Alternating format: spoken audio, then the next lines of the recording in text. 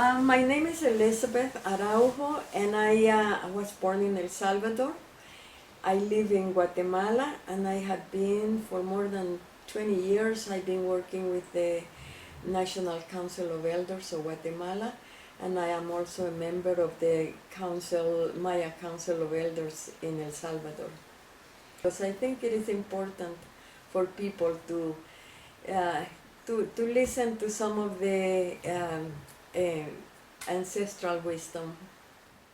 I think at this moment, first of all, we are in one of our calendars. It says that we have entered the time of unity and peace, and also the era of the feminine. And when we look around, we say peace, but where is peace? There is turmoil all around the world. And this cycle of peace, it lasts, it's a cycle of 5,200 years in length. And we are just beginning, we are in the 6th year of it only. So it's a time where, it's a time of a shift happening. And it's like we are living between two realities at this moment, passing through this tunnel, and we see darkness right now, but we are looking right now how the racial or discrimination is happening. We see violence, we see so many things, and to me it's good because then we can deal with them. We can remove them, we can work at change our ways, because if we see the shift, it's a shift of consciousness. We have been kind of asleep or unaware, and now it's a time that we are waking up. So it's like we are in the moment, like Dr. Chopra said, evolution. No,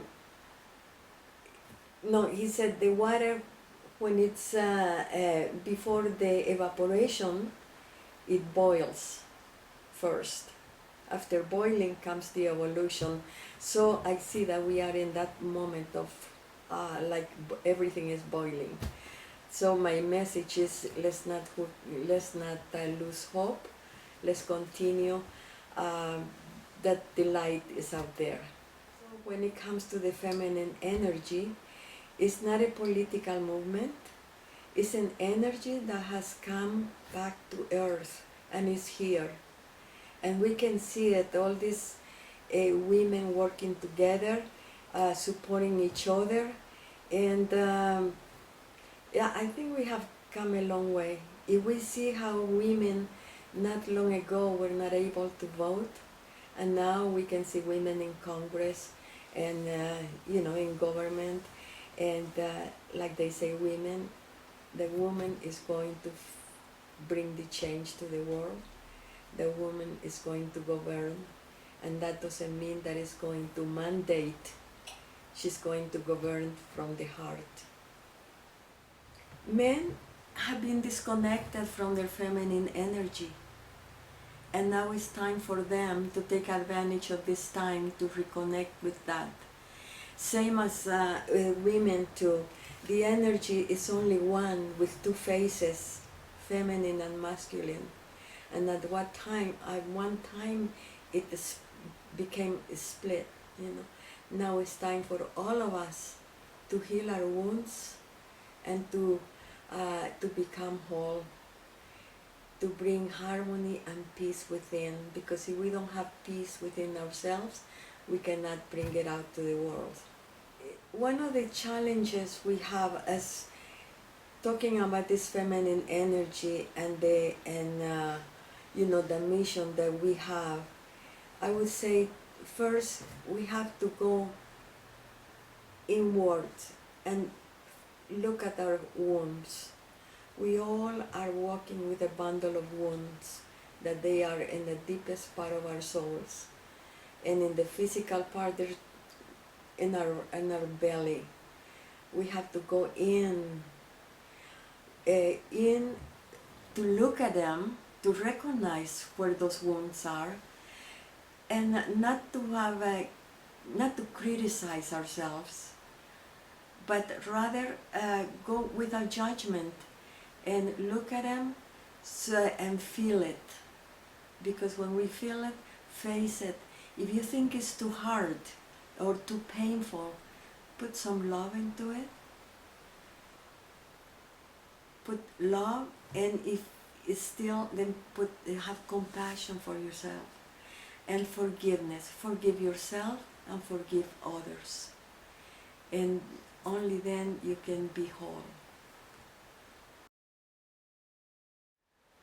It's very strange to say, but it's not your doing.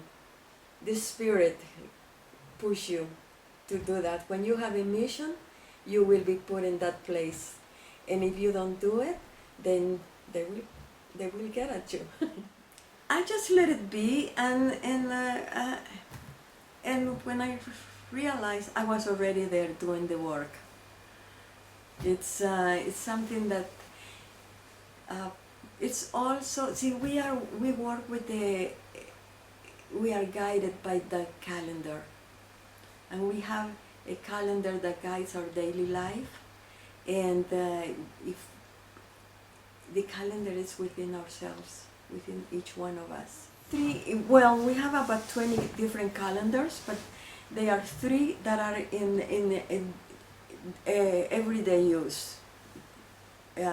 One is the one that works with, is used in agriculture, and it has 360 days plus 5 extra days. That is like they move, they look back and they look forward, and that is called the Wayeb.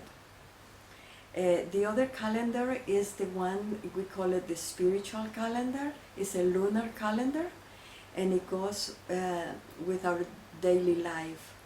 This is the one we use every day and also for, based on this one is how we do the astrology, the oracle reading, it's called Site reading, and the ceremonies are based on this calendar.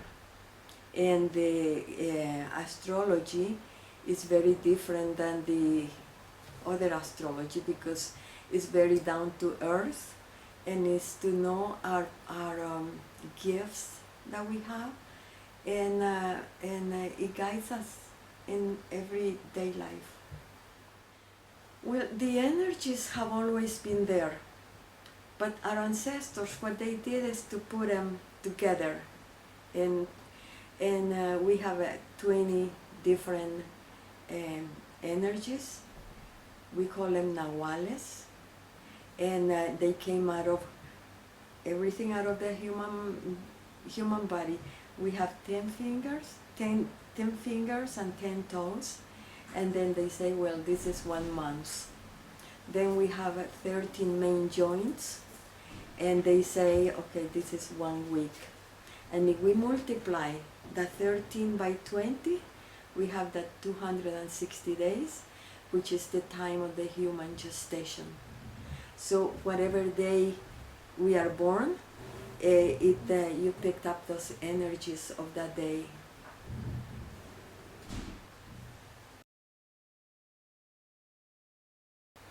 Well, it's for the young girls, and the fathers to give love to their children, to love them not by obligation just because they are your children, but to just to make them feel that they are loved, because love is the foundation of a good life.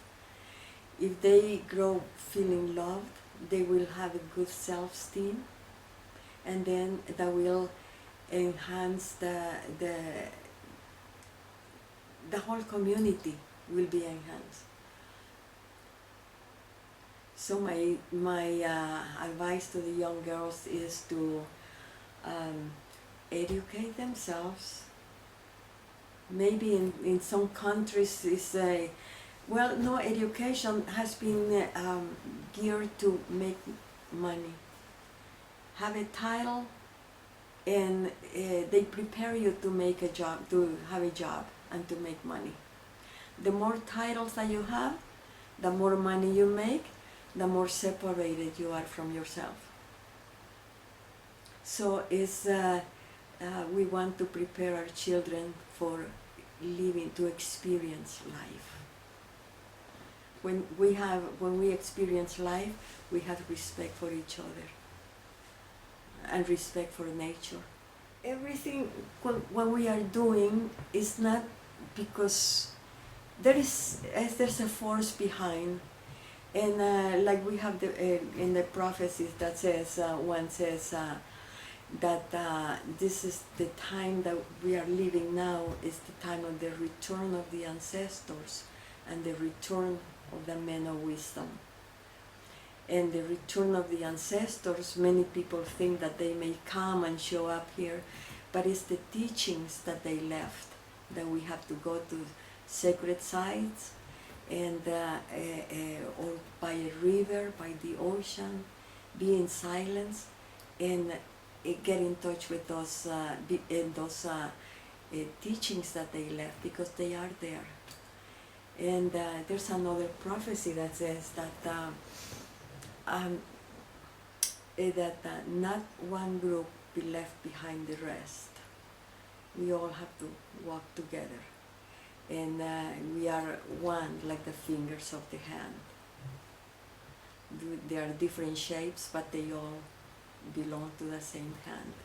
So they say we are like flowers of the same garden, flowers of the earth.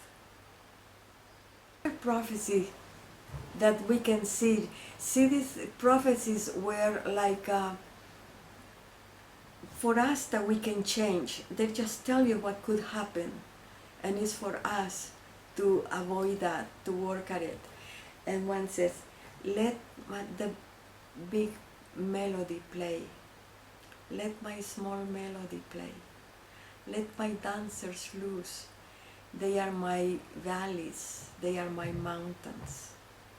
He says, now that I return, I find my waters contaminated. Now that I return, I see my mountains, they are like deserts. Now that I return, I find my children confused among so many different denominations, religious denominations. And that's what we are living now, you know. Religions came to separate, and none of the religions talk about protect the animals, protect the forest, you know, but they fight against each other, so they bring separation. The mountains are being like deserts because of the you know, they come with a machine and to cut all the trees, when those places are the cities of the animals, of so many animals. And the waters, you know, now we have to buy Nestle water or Coca-Cola water. Our waters are being used for profit.